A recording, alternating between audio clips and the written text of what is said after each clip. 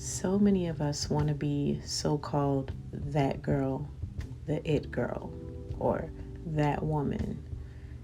You see someone who always looks put together, and you think maybe you'd want to join in on that, but you have no idea where to start. Or maybe you just think that it takes a lot more effort. Now, it does require more effort to look put together, but it's not an impossible feat. Actually, the concept of looking more put together regularly is more common sense logic than anything, and it's a lot easier to do once you have that routine and set of practices in place. So, here are my 6 easy steps that are actionable today, tomorrow, next week that you can do to look more put together and polished on a regular basis with minimal effort. Step 1 may be a little harsh and it may seem extreme, but you need to get rid of everything in your wardrobe that makes you look sloppy or unpolished, including your loungewear and pajamas. Yes, I said your loungewear and your pajamas, and I will explain why. Yes, although loungewear tends to be things that we wear around the house, let's keep in mind that everything we do influences our mood. So if I'm walking around the house in my frumpy holy college t-shirt, I'm not really doing much to deposit positive self-image or a mood boost for myself. But even more than that, on the obvious side, we are practicing the basic skill of looking put together and polished all the time. So we want to practice always looking our best for the occasion, even if it's just sitting in your living room.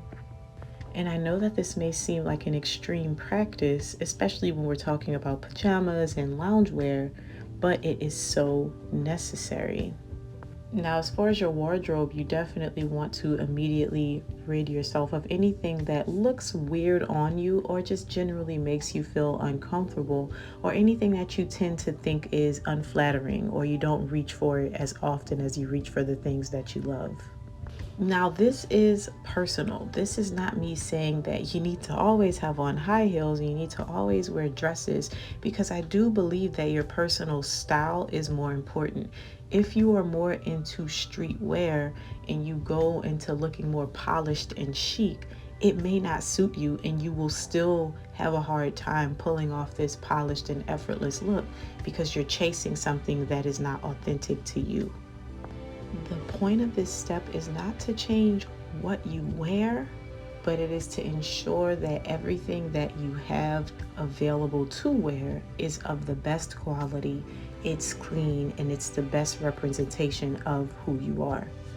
This is especially important if you are more minimal with your wardrobe, because now you're working with fewer items, so you indeed want to make sure that the fewer items that you do have will work for you. You want to make sure that they look nice because you have fewer options to pull from, so those options need to work for you. Now, the simple science behind this is if you have clothes that don't look good, when you put them on, they still won't look good. So you put yourself in an awkward position when you're starting with clothes that look frumpy or not put together or dingy to begin with.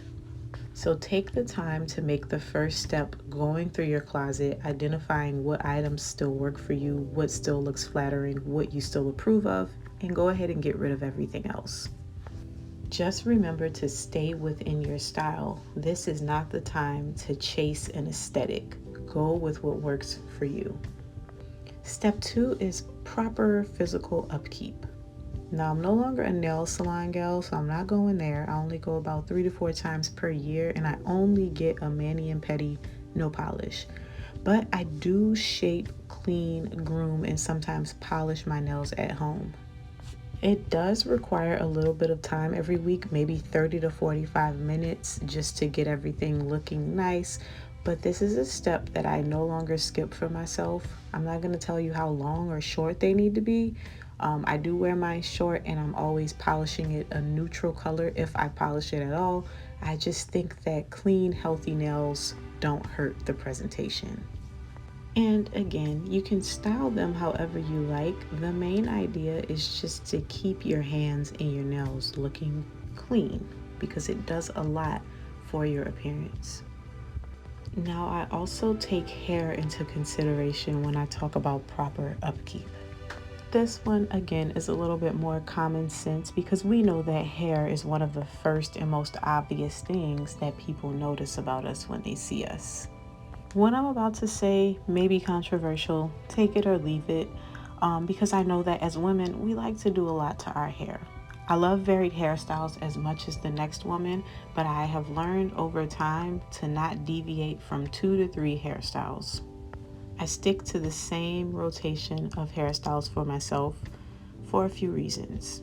One, too much experimentation leaves it up to chance that I won't look my best. How many times have you tried a new style and it turned out disastrous or not at all how you planned? Having a set of go-to styles prevents this. You know it's always going to turn out the exact same way or relatively the same. Second, it just helps with decision fatigue. Now, again, it doesn't matter if it's natural, if it's straight, if it's curly. I would just recommend that you find 2 to 3 styles that look great on you and always use those as your go-to. The third reason is that it can lead you to owning fewer products. And if you cycle the same 3 styles, especially if you're doing them yourself, you will get really good at producing pretty consistent results. And the end result by default will be you looking good with minimal effort.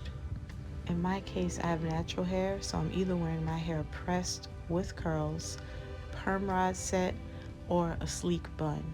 And what is great about those styles is that they all end up working really well together and playing off of each other. So if I start with my hair straight and pressed out with curls, that may last me about a week. Then I can easily transition into either going into a bun or going ahead and doing those perm rods. Either way, I know that when I go with these styles, I know how they're going to look. I know that I can look presentable, and I know that I will get my desired results every time. And that understanding is what makes it an effortless experience and easy to accomplish. Step 3 requires a little bit more discipline. It's taking care of your skin. Now, the reason I say this takes discipline is because it's not that we need a 12-step skincare routine. It's that our lifestyle has to be in a healthy and consistent state. Good skincare is not just having a good cleanser or an exfoliator or even a good moisturizer. The best moisturizer for your skin is what you put inside your body.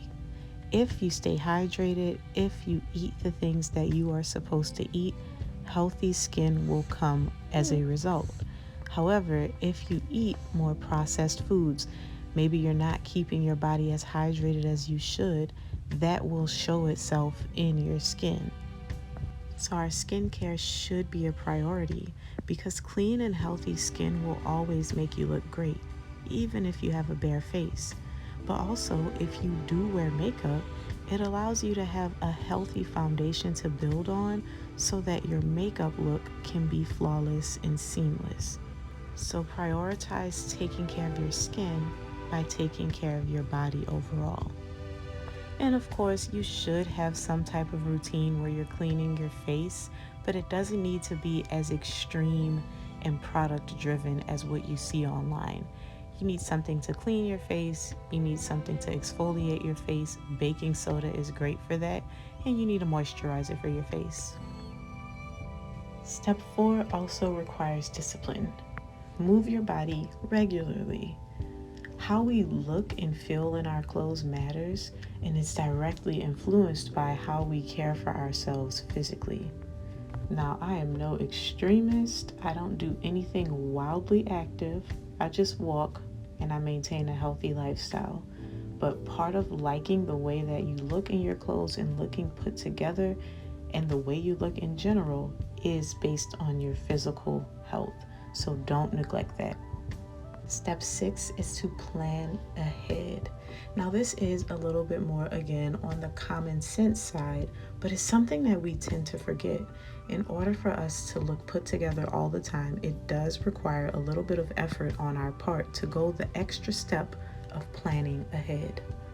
This helps us to manage our time effectively.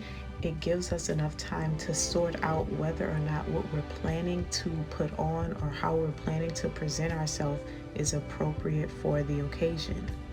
In planning ahead, the best part about planning ahead, at least for me, is that I decrease decision fatigue. Taking the time to plan ahead means that in the moment, you're not as frazzled, you're not as rushed. It's easier to take your time and get things together because everything is already laid out for you. And contrary to popular belief, it does not take a tremendous deal of effort to plan anything. It's just a matter of setting the time aside to do it. So this could look like checking the weather the night before, wrapping your hair if needed, planning out your clothes and setting them up, envisioning how you're going to do your makeup, or even better, if you wear makeup, having a more everyday routine rather than waking up and changing what you do every single day. Then to add to that, you also just want to give yourself more time to get ready. In the morning, wake up a little bit earlier so that you have enough time to dedicate to getting yourself together.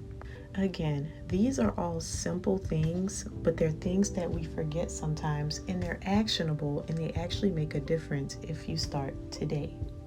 Hope you enjoyed this video, and I hope these steps are helpful. See you in the next one.